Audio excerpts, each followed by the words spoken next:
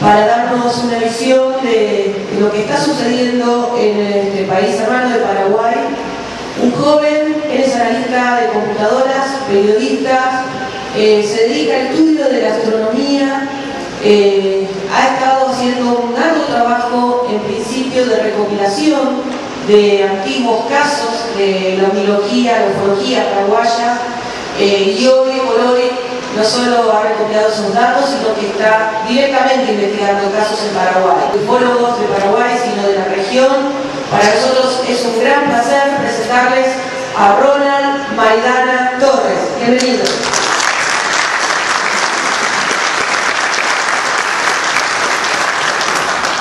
Muy buenos días, realmente es de sumo honor estar frente a un público tan selecto como lo son ustedes. Quisiera agradecer al señor Ademar Llevaer, quien ha confiado en mi trabajo, y a todo el maravilloso y selecto grupo del equipo UFO.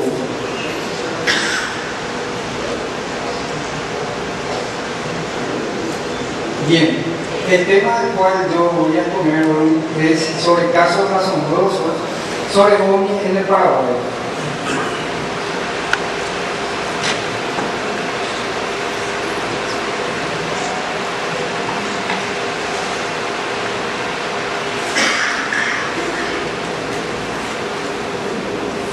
Varios casos realmente excepcionales han llegado a mi camino. Otros fueron examinados por primera vez por los colegas de Brasil, Argentina y Chile tienen su parte, ellos también.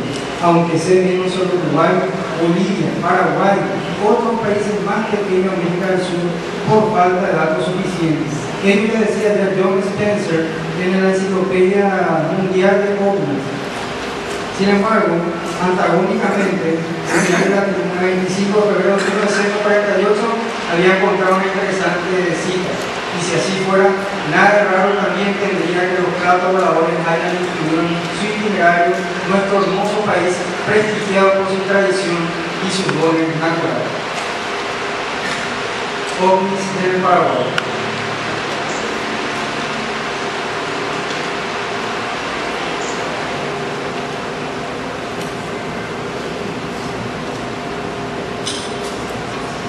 Si realmente he encontrado un caso atávico, recóndito al tiempo adelante del tiempo, es el que ha acontecido el 10 de abril del año 1651, en plena época de la Ilustración Europea. El testigo de ello fue un religioso que se encontraba en la mencionada reducción jesuítica de San Ignacio de Loyola. Este lugar estaría localizado en un sitio conocido como Aguaranguí, que ya no existe, ¿verdad?, a orilla del río Piray, actual río Aquivara. Para llegar a la fuente que ingenia todo ello, tuve la satisfacción de contar con la ayuda de quien vende la imagen, el sacerdote jesuita y antropólogo Bartolomé Melián, quien con él investigamos y encontramos la fuente misma del caso que les voy a presentar en una recopilación de texto manuscrito del año 1596 hasta el año 1760, titulado Jesuitas Evangelante no Interquino. Y el texto es como sigue. A los 10 días de agosto de 1651, entre las 6 y 7 de la noche, se dio el pueblo de San Ignacio y familia algunas lenguas con forma levantarse de la parte oriente un globo luminoso de extraña grandeza, en mediana altura, como de las nubes vecinas, con vuelo no apresurado, sino a los brillos, por encima del pueblo, hacia el occidente, hacia el oeste, allá no se refiere del hemisferio, con gran claridad como de luna llena. Iba despidiendo hacia la parte oriental, donde salió cantidad de centellas al modo de cohete, llegando a una niebla sutil colina que cubría el horizonte occidente. Antes de entrar en ella, se abrió con mayor luz y centellas, y después de cubierta aquella luz como espacio de un credo, que vendría a ser de 1 minuto y medio aproximadamente, dio un tremendo estallido, como trueno, sino como respuesta de bombarda o cañón de batir, que causó en el pequeño suspenso y asombro muy semejante a aquella luz que al entrar en Turquía del patriarca Alonso Mengo seguía su curso como 16 leguas de distancia al parecer. Haciendo una conversión, nos refiere a que el objeto se trasladó nada más y nada menos que a unos 77 kilómetros de distancia. No se ha alcanzado lo que puede hacer. porque para Cometa parece la duración muy breve, el vuelo un ratero y extraño el estallido, más propio de exhalación que de Cometa, si bien parece exceso para exhalación. Nuestro Señor se sirva de convertirlo todo bien, o por lo menos impedir todo mal a estado de fuego. Evidentemente, dependiendo, ¿verdad?, de la cosmovisión de la época, el sacerdote jesuita esto lo asimiló como una señal de mal augurio, de carácter divino incluso. Pero el texto no requiere una parte muy interesante que se levantó de una parte del horizonte del oriente para luego transitar por toda la cúpula celeste y caer hacia el occidente. A prima facie, cualquiera podría inventar que se podía tratar de un bólido. Sin embargo, los bólidos dentro de las reglas astronómicas son conocidos como método de tutelación. Pedazos de roca espacial que vienen a la velocidad de 75.000 a 100.000 km por hora, cayendo de una manera ligeramente inclinada. Y por la punta de choque hace que se tranquila el calor y la roca comienza a desintegrarse. Pero la naturaleza de los fenómenos es efímera. Duran muy pocos segundos. Esto, sin embargo, duró mucho tiempo y me parece irrisorio que un cometa, un meteoroide, un vuelo, se levante de una parte de la Tierra para transitar, y una parte más extraña la que dice que el sonido no era más como una explosión, más bien una exhalación. Algo se estaba apagando, algo que estaba aterrizando en el año 1651, 121 años antes de que los hermanos franceses Joseph y Étienne Montgolfier hayan inventado el primer aerostato en el año 1782.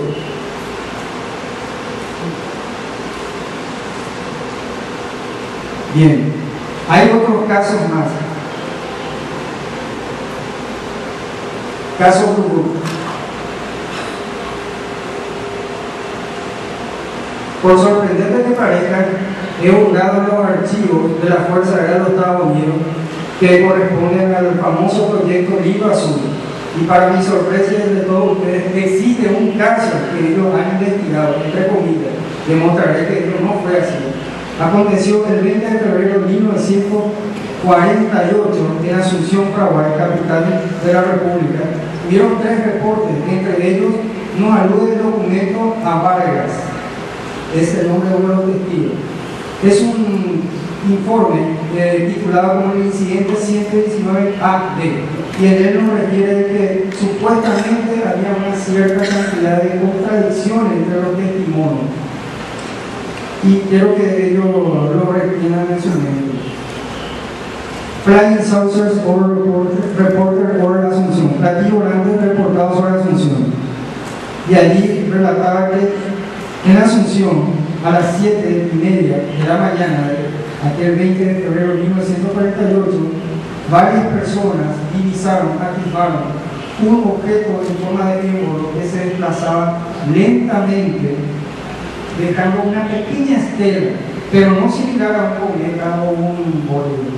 Y tenía una aureola, y el color era un verde muy intenso. Quien ha redactado este informe de la Fuerza Aérea fue el mayor Samuel Cousin.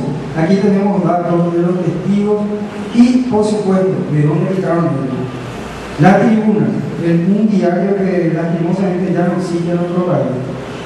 Yo quise demostrar si estos documentos eran ciertos o eran inventados, y encontré efectivamente en los archivos nacionales algo referido a ello. La pobladora sobre Asunción no refería a la edición anterior del diario La Tribuna del 25 de febrero de 1948, en torno a la aparición de Plato Volador.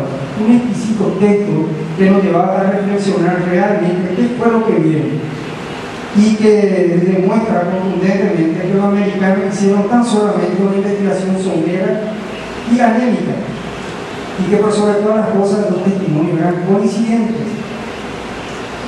porque los testimonios decían de que la altura era de tan solo 300 pies. 300 pies son 0,091 kilómetros. A cualquiera le va a impactar ver un objeto discoideo a menos de 1 kilómetro de altura, y que se desplazó de este para oeste.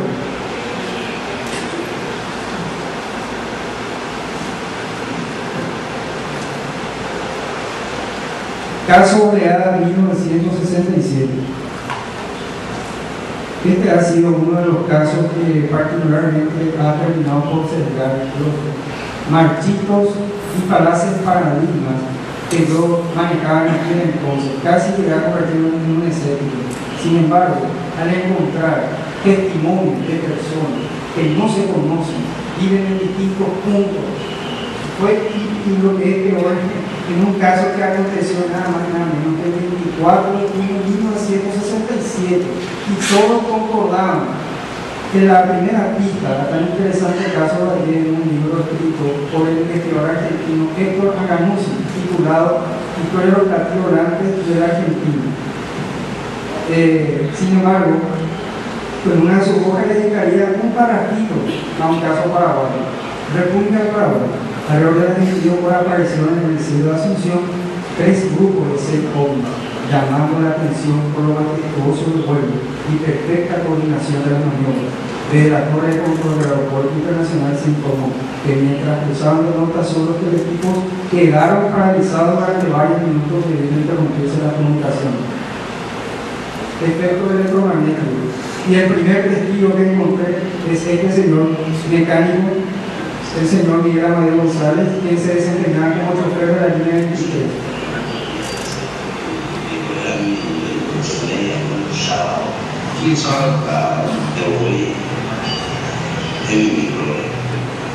Era así, y era la y empieza a dar la sobremanera de que no era pobre, no me hallaron que era el día de San Juan, algo así.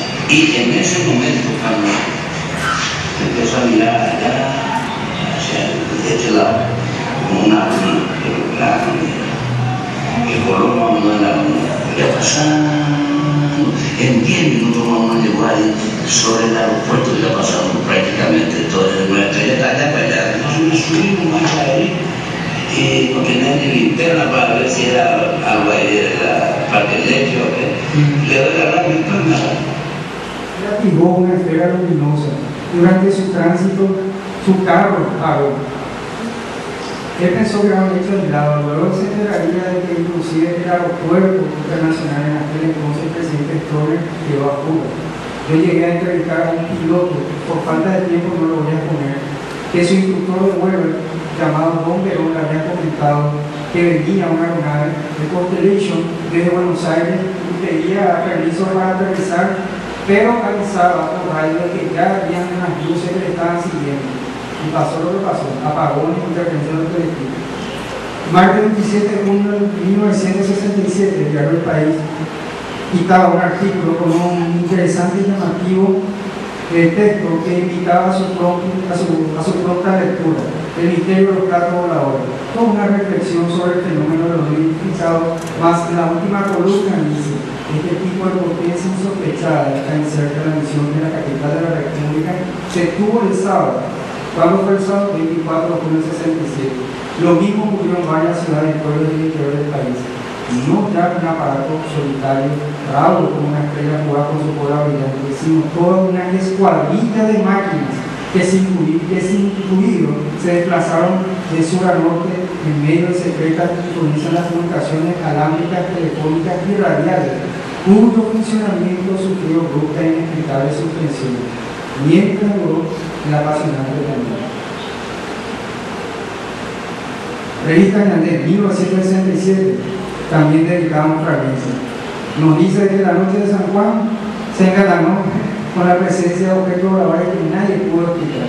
Avistamiento masivo extremo hubo esa noche. Luego encontraría otro testigo, un conductor que se encontraba con su familia celebrando la fiesta de San Juan.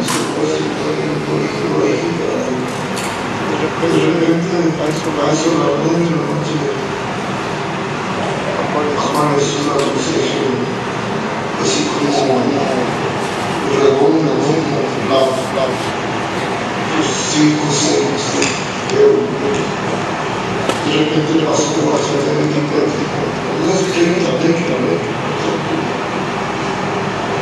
algunos fantasmas se me hacen el caso que cuando se trabajaba en el tiempo subir a la estación y seguir hacia el sur. Y si se dirige en este estación, parece que traería también más referencia a la mítica APRO, Area Economic Research Organization, fundada por el matrimonio Jim y Cora Lorenzen. En su edición de julio y agosto del 67 dedicarían un pequeño fragmento al avistamiento que aconteció en Sudamérica, y evidentemente Paraguay estaba ahí presente. En la edición siguiente nos narraba a través de Sudamérica centenares de avistamientos de extraños objetos aéreos han sido observados sobre Argentina, Uruguay, Paraguay, el día 24 de junio, avistamientos que empezaron a recorrer por toda Sudamérica. Inclusive se han trazado líneas ortotécnicas de aquella noche. Por lo menos hubo en Argentina 10 provincias que han avistado los mismos proyectos que se dieron en Paraguay, en Asunción. Este es uno de los bocetos de los testigos. Esfera luminosa, menos 30 metros de altura, que se movían así. Muchas veces por un movimiento serpenteante, como formaciones de aves más o menos, pero no son aves.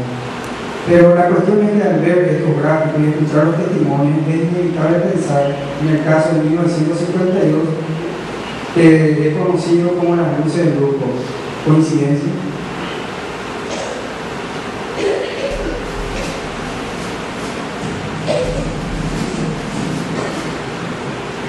El caso de Negra, este es uno de los casos más fuertes que he investigado porque han envolvido a militares de alto rango, entre ellos el mismísimo comandante de la Armada Paraguaya, que en septiembre de 1977 atisbó con toda su tripulación cuando se hallaban en Bahía Negra, que es una ciudad ya a 800 kilómetros respecto a Asunción, y lindando con el Brasil y Argentina. Vieron una luz que salió debajo del buque por el casco, iluminando, deslocándose hasta una isla que es la que van a ver allí en la pantalla. Hasta allí se situó un pequeño barco arena que utilizaban los marinos como una chacra, iluminó parte de la isla y parte del río, y fue hacia el Pantanal brasilero y allí ascendió y volvió. La cuestión es que estaban durmiendo los oficiales, había un marinero de guardia. El marinero le despierta al oficial superior, en aquel entonces el guardia marina Miguel Guillermo Vega, quien sería el comandante de la Armada años posteriores. Hubo una gravilla tal que inclusive un suboficial que van a escuchar su testimonio dio la orden de fuego que dispare contra ese objeto, pero sin embargo, como era algo tan extraño, algo anómalo, y tuvieron temor, no lo hicieron. Esta es la embarcación Minador 3, fotos de la época que he conseguido. Yo entrevisté a cada uno de los testigos, por falta de tiempo, no lo mostraré todo. Luego de 30 años, todos separados y no sabiendo que ellos eran entrevistados entre sí.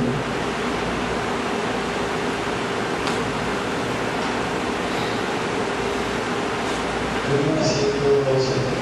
1977 yo estaba destinado en un buque de la Armada. Se da una lugar, me despierta mi marinero que estaba haciendo la guardia y dice, señor, la calle, me dice, bueno, algo que tiene mi mamá, algo que se prende ahí cerca del buque, y lógicamente yo, sorprendido por la información, me levanto rápidamente, me acerco hacia el lado del río, digamos, porque el barco estaba atracado o recostado por la ranquillo del lado del río donde estaba el objeto que indicó el marinero, y veo una luz muy fuerte, muy potente, que prácticamente dilapidaba y no se podía ver qué es lo que era, no se entendía. Segundo testigo, su oficial Leopoldo Belli, oficial regular armado, cumplió servicio en Minador 3, testigo del evento, autorizó que se dispare contra los objetos. Se le avisó al que estaba de guardia marinero, avisaron que había luces más o menos que alumbraban todo el casco del buque. Entonces esto ocurrieron con la oficial de guardia y vino él y verificó que exactamente eso estaba pasando. Pero el director iba hacia el Pantanal. Entonces le dije, ¿sí, por qué no hacemos un paro? No, que el día se da cuenta que era algo raro que estaba pasando. Y Lisandro se fue y se perdió, llegó hasta la costa brasileña y aquí parecía que cuando llegaba aquí frenaba y se perdió la mujer. Capitán Pablo Villarro, oficial retirado de la Marina, cumplió servicio en la base naval, también testigo de evento. Y con el guardia de Marina y la Vega, que en ese día estaba de guardia, con un suboficial y 2 marineros.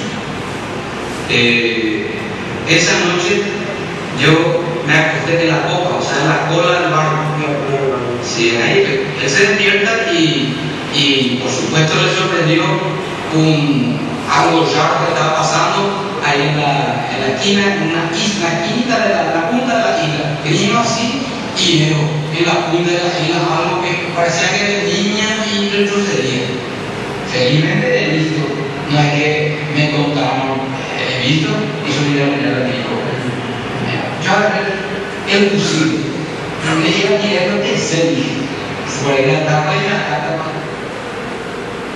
Por ahí sí, yo la ataco y me ataca. Ese era el pensamiento de aquella noche. Y la recreación fue de él.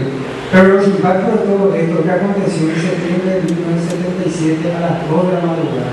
Y hay que recordar que hacia el norte mismo ocurría el caso Isla Polares. ¿Será que algunos de los ovnis que están pululando por Polares se deslocaron para Paraguay o viceversa? Va para vencer. Caso de Espirionó. El 2 de marzo del 2012, un ingeniero forestal de nombre Antonio Espirionó, quien se encontraba en la cercanía del Jardín Botánico del Zoológico de Asunción a las 18:51 para ser exacto, fotografió un extraño objeto cándido a pocos grados de distancia de nuestro satélite natural. Él se encontraba realizando una fotografía, aguza la vista, ve un objeto que gira sobre su propio eje, permaneciendo allí estático por más que giraba. Comienza a moverse el objeto, tira una segunda foto, una tercera foto, una cuarta foto. Debajo de la luna, la trayectoria que describió este ovni, que era un objeto realmente no identificado antes de iniciar la investigación, era similar a esta, en D. Yo analicé la foto meticulosamente con todas las herramientas de informática forense y no he encontrado fraude digital alguno. Escala de brillo y contraste. Se observa que un cuerpo perfectamente esférico hizo una reconstrucción tridimensional del cuerpo basándome en los píxeles y demás información. Analizando brillo, gama, contraste, se ve. Algunos pensarán, un satélite, imposible. Un satélite apareció luego de 2 minutos y en una trayectoria opuesta a lo que fotografió el testigo. El satélite que aparece en la pantalla es el CO55 de comunicaciones. Más, un detalle, este satélite no era visible a esa hora.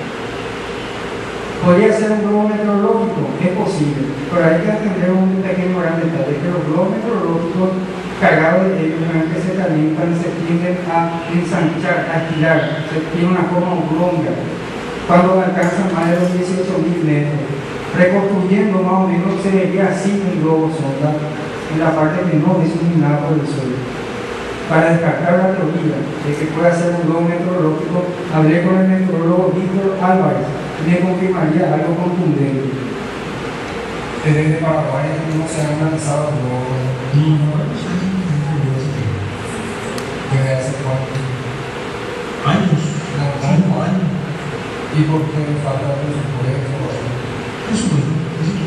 Entendido porque la parte que realizó esa trayectoria de pasillo giraba un poco así. O daba la apariencia de que giraba. No puede. Hace 5 años no se lanza más globo en Paraguay. Aquel que diga es un globo, de ella el piloto. Pero no me quedé conforme con eso. Si no es un lobo paraguayo, podría ser un brasileño. Entonces me puse en contacto con la gente del INME, Instituto Nacional de Meteorología Brasileña. Y allí el mismo coordinador de meteorología brasileña me confirmaría que la única radiosonda, o sea, el único globo que se encontraba en Código Azul, era muy improbable que se haya deslocado hacia la zona de Asunción. Para demostrar eso, me envió líneas de corriente de viento del modelo MDAR todo ese 2 de marzo de 2012.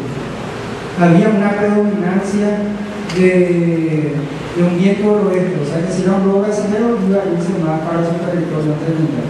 Yo entré en contacto con el capitán Miguel Amaya, meteorólogo, radiosondeísta de la Fuerza Aérea Argentina, que me confirma que el señor ya hace varios años ya no se hace lanzamiento de globos de Salta, y que él cree que es una tecnología que está siendo desfasada por culpa de las cuestiones satelitales. No, eso no. Caso de Mito, 18 de enero de 2012, Ciudad de La Pared, Paraguay.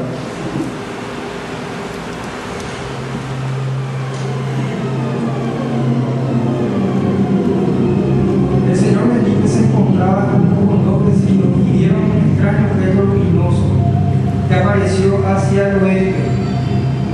Despacito se iba. Él comenzó a grabar ya cuando se encontraba hacia el sur, cuando comienza a descender. Luego aparece en otro punto y en otro punto. Lo primero que pensé puede ser de galas náuticas con paracaídas, más yo hablé con oficiales de la Marina para descartar esta posibilidad, porque el lugar donde se ha filmado se encuentra a tan solo 5 kilómetros del río Paraguay. Podría haber sido una campanada de contrabando, pero no es el caso.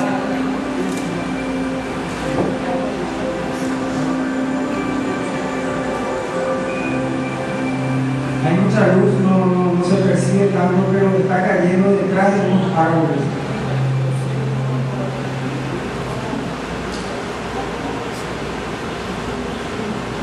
Pilotos y ovnis.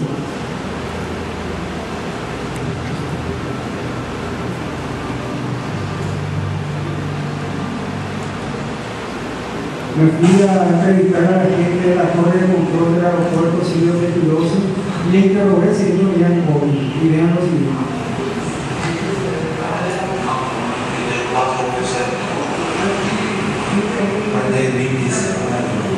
Alguna vez aparecieron objetos que no deberían de ocupar la ruta aérea ultraregional. Sí se desvanecieron prontamente. Objetos que no deberían ocupar la ruta aérea. Sí, y no eran algunos. El caso más antiguo que encontré colgando lo hallé en los archivos de mitad y fue el 29 de abril de 1966. Un piloto argentino, el señor Carlos Luis, quien venía de Posada para Asunción, fue perseguido, escoltado y atemorizado por la presencia de un disco volador que recibió a la altura del río del 40. La cuestión es que él había atisbado una suerte de objeto metálico que estaba allí casi oculto entre las nubes. Él pensó que era un avión, porque hay en aeronáutica que hay un protocolo de seguridad que es 3,5 millas náuticas, que uno debe respetar, no debe por qué aproximarse tanto a un avión porque puede ocasionar un accidente. Entonces él hace la maniobra y el objeto se acerca, se coloca encima de él y ve que era un disco que tenía unas cogueras por debajo, lanzando emisiones de color amarillo anaranjado, produciendo un sonido eléctrico que nunca antes había oído él. En la jerga aeronáutica comenzó a realizar lo que se conoce como palancazo, tratar de esquivar los objetos. No podía, presentaba alta maniobrabilidad. Tenía dos cosas en la mente: o llegar a la Asunción como sea, o aterrizar allí en los terrarios, pero ello significaba la muerte de vos. También salió la revista francesa, Lumière dans la nuit, en su edición número 125. Yo conversé con el investigador francés Dominique Weinstein, quien me facilitó este documento gentilmente, y allí estaba el relato del señor Carlos Luis.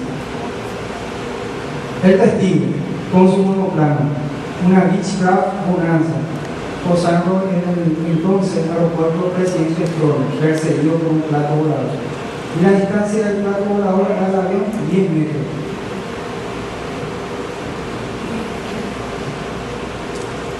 Varios diarios hicieron eco de la noticia. Diario Hoy, 1978.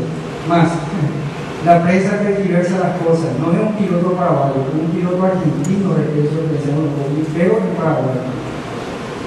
El caso de los jóvenes que se lograron al Paraguay. Y allí vemos lo que él ha visto. Un caso muy fuerte que involucró a pilotos civiles y agentes de la torre de control aconteció el 21 de julio de 1991, el 8 de julio, cuando una extraña luces giratorias comenzaron a explotar una aeronave, un Cessna 210 pilotado por el señor César Escobar, que ciudad de Concepción para la capital. Durante 28 minutos recibieron estas luces. Y él se pone en contacto con la gente de la Torre de Control de la Asunción, preguntando si había una aeronave. Ellos le responden, no existe. En aquella noche se encontraba de guardia el señor Aníbal Gavilán, a quien yo entrevisté, el señor Sánchez, yo también hablé con el piloto, hubo trazas en el radar, se elaboró un acta en el libro de novedades y un informe que reposa el Ministerio de Defensa, al cual yo solicité y me estoy peleando para conseguir ese documento. Podría ser el único documento paraguayo que hable sobre OVNI en una entidad estatal. La cuestión es que el señor Gavilán le recomienda que apague las luces de su avión, pero pensando crear una refracción atmosférica. Sin embargo, el piloto apaga y estaba todavía aquí las luces giratorias. Y él vino con mucho temor cuando ya estaba a menos de 2 kilómetros de distancia de la cabecera de aterrizaje. El señor Gavilán sube a la torre de control con unos binoculares que observan la posición en el cuadrante que le indica al piloto y ve. Y sin embargo, algo más raro aconteció.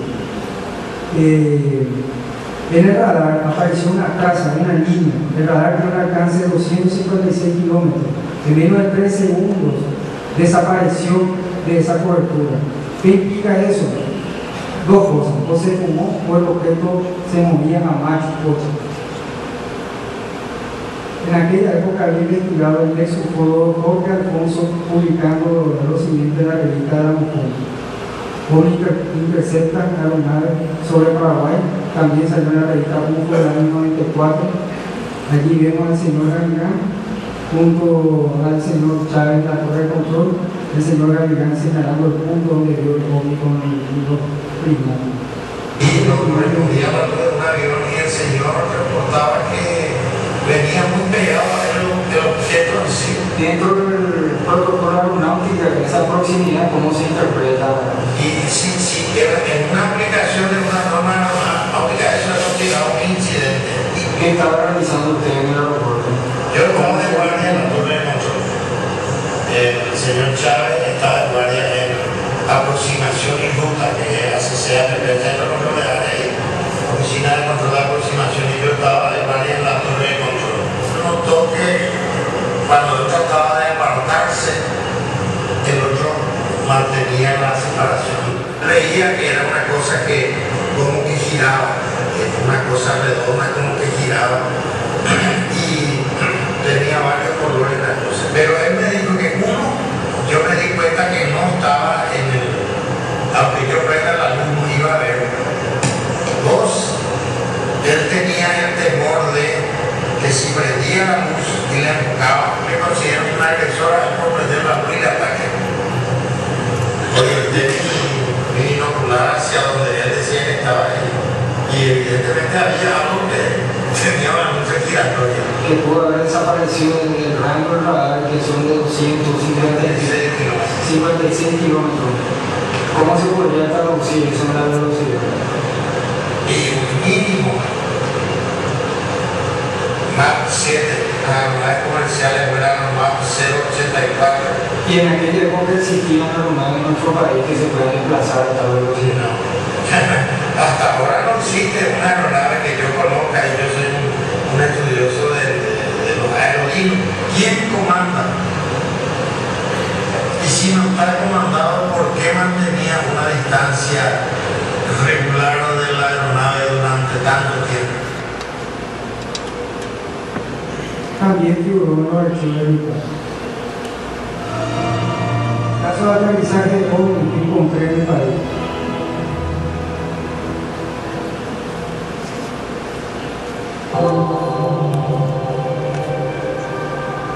Caso del Colegio Nacional de la Capital. Mayor fue mi sorpresa al encontrar una breve alusión de un caso paraguayo en el mítico libro Pasaporte Amagonia, escrito por el afamado científico y ufólogo Jacques Vallée. En el último capítulo, un ciclo de aterrizaje, un catálogo de casos de presunto aterrizaje OVNI figuraba en el caso número 562, fecha aproximada. Un estudiante de nombre Anastasio Lembe vio aterrizar un objeto en los terrenos de la escuela. Bien.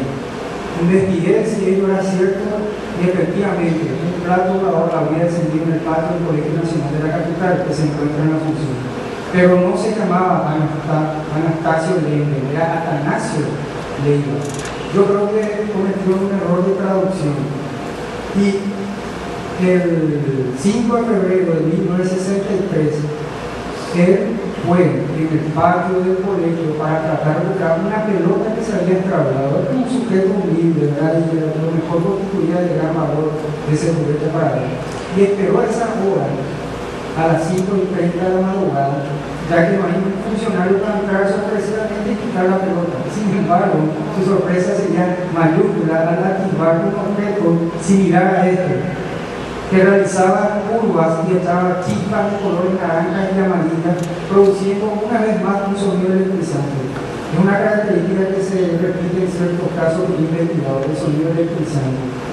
Cualquiera pensaría que este muchacho lo inventó todo. No. Hubieron distintas crónicas. Al día siguiente, en la sección policial del Plato Dorado, vieron más personas. Distintas personas en distintos puntos de la capital concordaron con una sincronía asombrosa la descripción del objeto. Algo más en torno al caso del Platillo Volador en el mismo diario El País. Y para quien tenga alguna duda, el caso encontré catalogado dentro de lo que no puede resolverse en el proyecto Río Azul.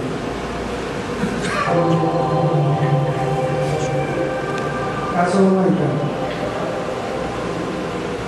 Humaitá es una ciudad histórica donde se encontraban las trincheras de la guerra de Paraguay. Se encuentra aproximadamente a 750 kilómetros de la capital al sur de Niembocó. La cuestión es que los primeros días de septiembre aparecieron unos extraños redondeles en el pasto de una pista de aterrizaje. El propietario del terreno era el señor Antonio César Jiménez, quien había descubierto estas extrañas marcas en el terreno más oscuro de Italia. Apareció luego una profesora de historia de nombre Vicenta Miranda, quien al ver eso, caramba, esto se parece a las señales o rastros que dejan los aterrizajes OVNI que muestran el Discovery Channel. Y la comunidad estaba dividida. Había quienes decían, no, que esto es hora de entidades malignas, y había lo que decían los más jóvenes que se trataba de OVNIs. Salió en crónica, última hora, uno omitiendo detalles, otro exagerando, otro mintiendo. Había que ver qué grado de certeza encerraba todos estos casos. Y entonces fui hasta aquí.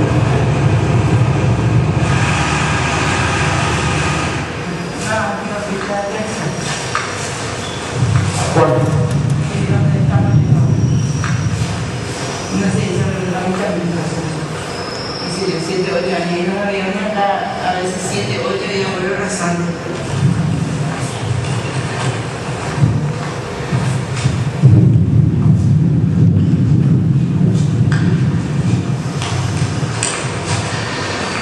Es el dueño del campo. ¿Cómo pasar? Permiso.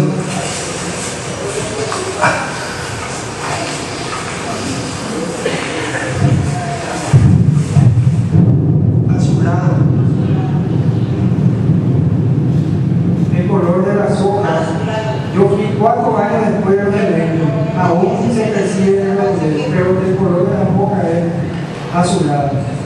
¿Cuántos años tiene? 60. Su profesión, ya no es. ¿Usted había notado alguna extraña marca que había aparecido en su campo? ¿Se ha habido un buen relatado pero cómo ayuda?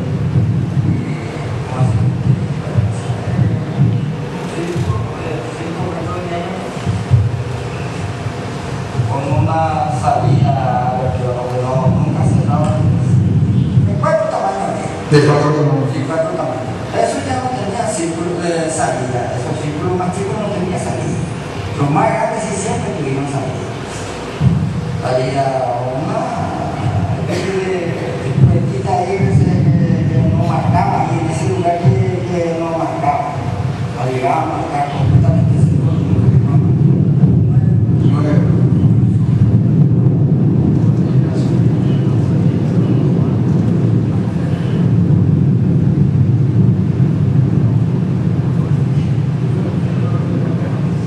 Vemos cómo el fenómeno ovni es asimilado dentro del folclore, dentro de los mitos.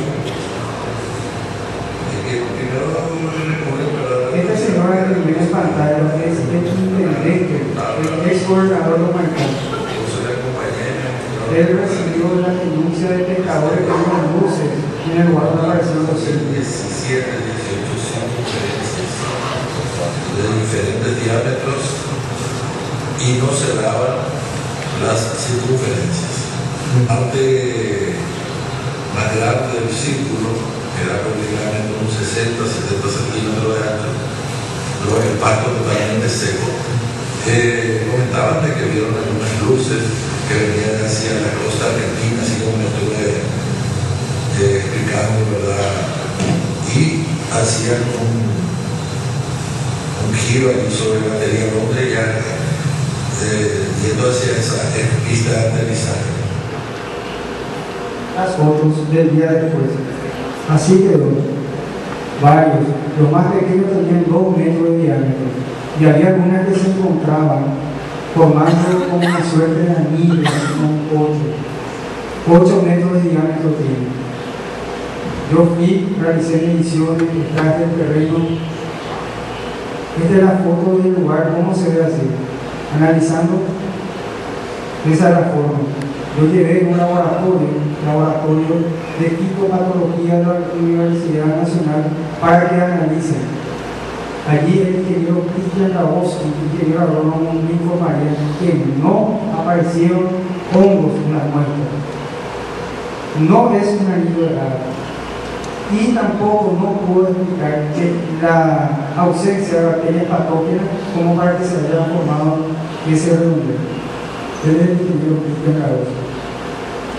Hablé luego con el investigador argentino Luis Burgos para hacer una comparación de casos. Él me diría que es exactamente igual a muchos casos de la investigadora argentina, especialmente conocido como el mío argentino. Así, mira.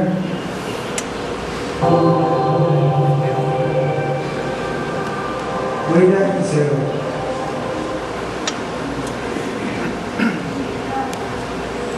Esta es una famosa artista plástica paraguaya, una francesa, que pinta de estilo Nike.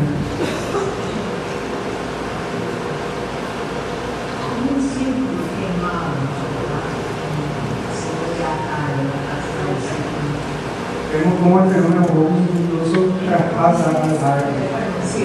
Es un círculo, un plato volador para mí, ¿verdad? Su rastro, que se abre un plato y se había visto cosas extrañas. Entonces me interesé mucho en el tema, hablé con la gente de los lugareños y a raíz de eso hice una exposición que se llamaba Volcanes de Alta Aire. El cuadro, mucha gente había visto platillos volantes. Esto está pintado con mucha fantasía, pero la idea es que se veían ovnis en el Cerro Acaray y un buen día apareció un círculo quemado allí también. Hasta ahora estoy buscando el estudio de este caso de distribuciones. La cordillera de distribución que se encuentra en el Guayán son unas serranías entre 600, 700 hasta 800 metros de altitud, que poseen una gran belleza, no solo serían un paraje turístico, sino también interesantes y fascinantes sucesos ufológicos. Hay mucha gente que ha visto ovnis en la cercanía y se encuentran dibujos rupestres de 2500 años hechos por un indígena guaraní. Allí yo estoy justamente con una de estas inscripciones. Constelaciones, estrellas, ellos dibujaron por las rocas.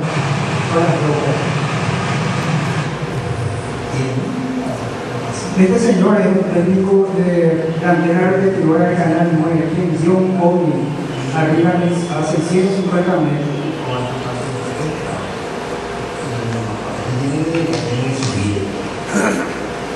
Y si sube, va a chocar contra la torre.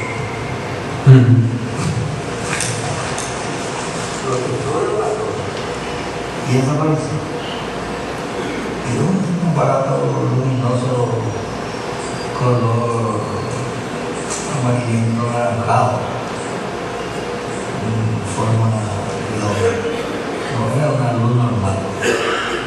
Nuestra luz normal no era. Era nuestra luz normal, contundente. No solamente eso gustaría de muchísima gente. El problema es que a quién van a recurrir, no hay nadie que se dedique a esto. Luego entrevistaría al padre José Sanarín, antropólogo, teólogo, ingeniero químico y civil, quien ha visto esta amanece y en el patio delante de la casa había un redondo que estaba como quemado, pero que tenía un color, no de quemado, sino medio azulado, algo así, medio. Es una cosa rara, y de ese redondo, huella, que dicen parecían como botones grandes, huella no sé, de zapatones. Para afuera. Se iban hacia la casa, se arrebató a alguien, vino aquí, o pues yo aquí, y no sé, bajó alguien, hablamos así. ¿Qué fue lo que aconteció? En el lugar donde se veían luces apareció un día un círculo, pero esto sí era algo extraño. Del círculo salían unas cuerdas que parecían botas que llegaban hasta la casa del dueño del predio. Este es el redondel que apareció. Más, les voy a señalar, yo trataba de conseguir las fotos de la época, pero fue un tanto difícil. En esta zona se ve aquí un poco oscurecido una de las huellas. Eso se prolongaba hasta la casa.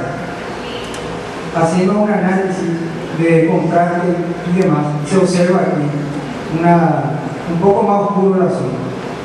Realizó un modelo tridimensional de la huella y allí efectivamente aparece como un zapato, una bota, como quieran llamarlo.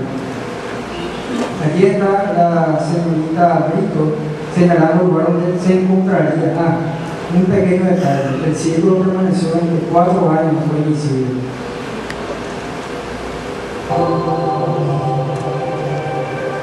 Caso Portalegua, este es un caso sorprendente. Lo he descubierto hace poco y no quería omitirlo en la exposición. Siempre supuse que algo muy grande había pasado en el Paraguay y no me equivoqué. Aparentemente un platillo volador o un ovni se estrelló en una localidad conocida como Portalegua, que se encuentra en el distrito de Cotahuasi, Salvador actualmente. ¿Qué pasó? El 3 de enero de 1966, varias personas escucharon el ruido de una turbina o un avión, algo que caía rápidamente. La señora Cristina Osuna fue la testigo principal y encontraron un cráter de 10 metros de diámetro por 10 de profundidad que humeaba. Durante 4 días humeaba. Fue un plato volador que cayó en Portalegua y allí está, un cráter de 10 metros. Todo el pueblo fue a ver, todo el pueblo humeaba. Algunos árboles comenzaban a caer. Allí está la testigo principal, la que estuvo más cerca, la que descubrió primero, la señora Estelina, contando al comisario de Portalegua y al periodista de la desaparecida revista Cumbre. Como son gente campesina y humilde, ellos realizaron una pequeña misa a las 17 horas del mismo día. invitándole a un párroco para que sacramente el lugar. Pero ¿quién fue a ver inclusive el rastro de este? Nada más que la primera dama de la nación de aquel entonces, la señora Doña Vita Mora Stromer, señora del ex dictador Alfredo Stromer. Allí vemos el cráter, varios reportes de prensa de la época, nunca se investigó nada. Allí está la señora Juliana.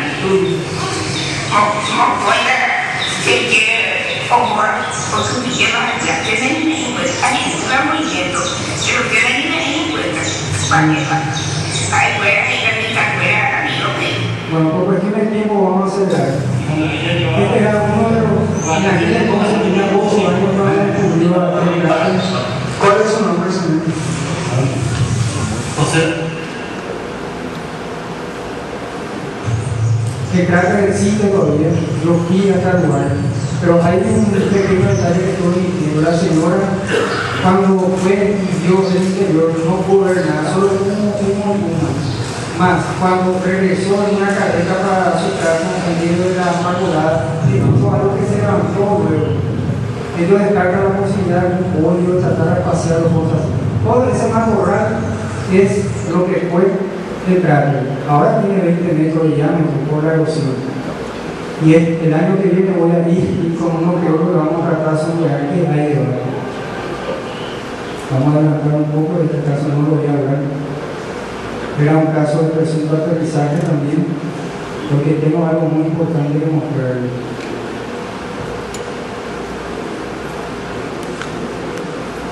Bueno, vigilando el cielo del Paraguay, ¿qué es esto? Es un grupo que fue creado de entusiastas de la astronomía y la ufología, pero queremos demostrar que hay mujeres colegas no identificados que están constantemente volando en los cielos. Para ello utilizamos tecnología de visión nocturna, igual a la cosa americana. Y el 22 de abril de este año, a las 3:26, grabamos una extraña formación que bajo ningún concepto puede ser considerado una aeronave convencional. Y para ello voy a mostrar una batería de análisis que demuestra lo siguiente.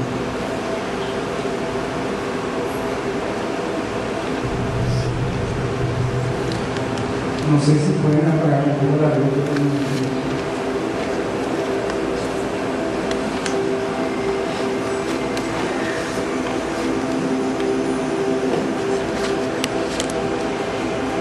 Ven 5 esferas blancuzcas que están maniobrando. ¿Se ve? No se ve. Ahí no se ve. Bueno, les voy a comentar entonces. Son 5 esferas luminosas que aparecieron en el este, deslocándose para el norte, a 40 grados de altitud, casi 40.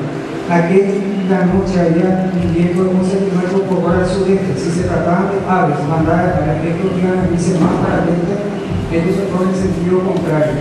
Nosotros tenemos un láser astronómico de un alcance de 5 kilómetros. La apuntamos con él, no rompieron formación. No puede ser aves entonces. Las garzas van a 2.700 metros, un alcance de 5.000. No son aves. Y es muy similar a este ovni que fue presentado en el programa de History Channel, UFO Hunters, la misma formación, eso mismo de lo que nosotros grabamos. Lastimosamente hay mucha iluminación en la sala y no se percibe.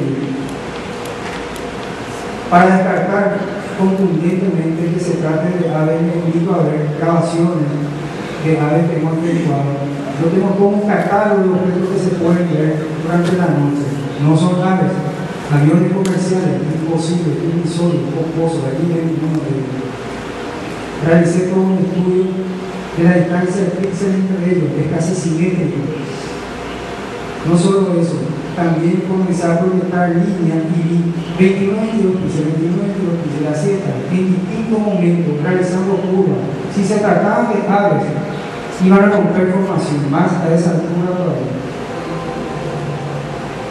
Y bien, reducción de datos.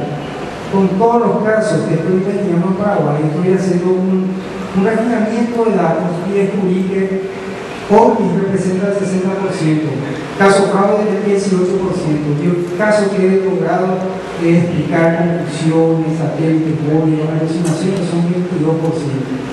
También estoy tratando de ver si hay algún patrón en los días de la semana.